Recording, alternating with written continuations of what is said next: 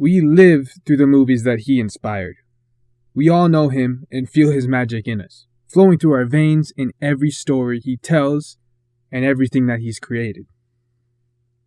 We sing the songs on every occasion and everybody knows the words. His creations are beautiful and they are widespread. The person I'm talking about, if you haven't figured out already, is Walt Disney. They say you only know people you've met, but we all feel like we know Walt Disney, maybe just a little bit. So today, Life Explained brings you the story of the most self-motivated person ever.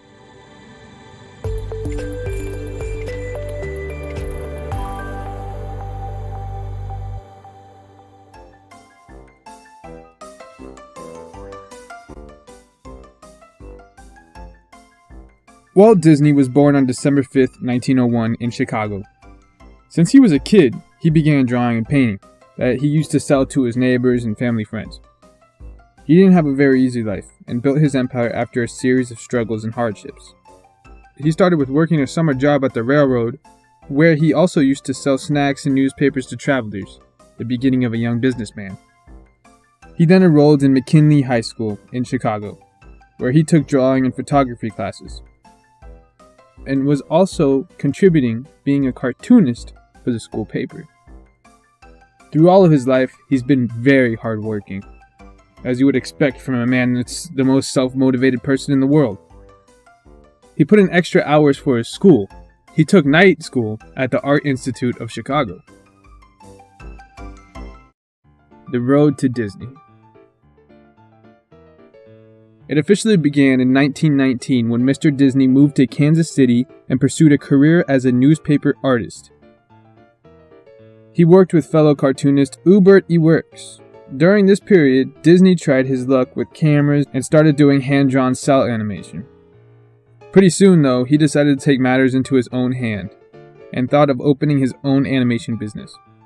He hired Fred Harmon from the ad company as his first employee, and together they made a deal with a local Kansas City theater to screen their cartoons, which were called laughograms.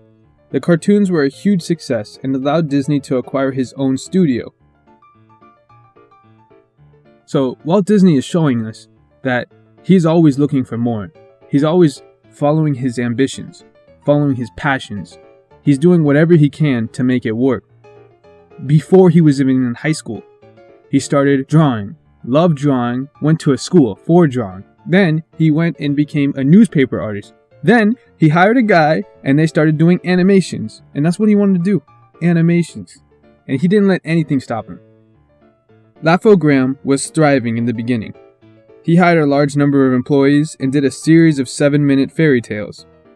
However, in 1923, Mr. Disney had to declare bankruptcy.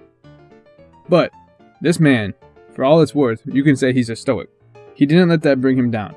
And in that same year, he moved to Hollywood, and with his brother in eWorks, he started Disney Brothers Cartoon Studio, aka Walt Disney Studios. The first deal the studio got was with a New York distributor, Margaret Winkler. So Disney, along with his team, started coming up with new and better projects. The first successful film starring Mickey was Steamboat Willie. And Disney was actually the voice of Mickey. Hey, Poodle! It was a huge hit. But get this.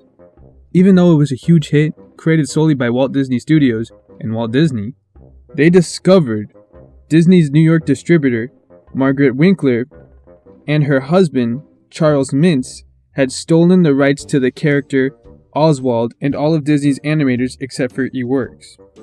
Again, Disney did not let this set him back or disrupt his progress. For in 1929, he created Silly Symphonies, which featured Mickey's freshly created friends, Minnie Mouse, Donald Duck, Goofy, and Pluto. Now we're getting to the real beans, the stuff that we all see every single day. Walt Disney went to a circus one time, and he just thought it was so trashy, it was not fun, that is not where he wanted to be. So what he did was he said, I'm going to create my own circus. And it's going to have characters, it's going to be themed, hence themed parks. And it seemed like an outrageous idea. Not even his brother thought it could be done. Walt Disney did not care. You see, Walt Disney was a visionist.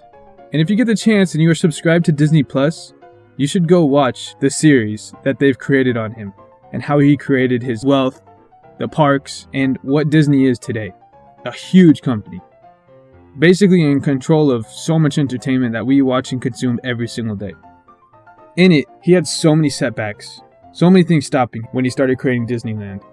When he started creating Walt Disney World, he had to go buy land privately through separate contractors so people wouldn't buy the land up around where he wanted to build and sell it for a premium. I mean, this guy's crazy. He thought about everything.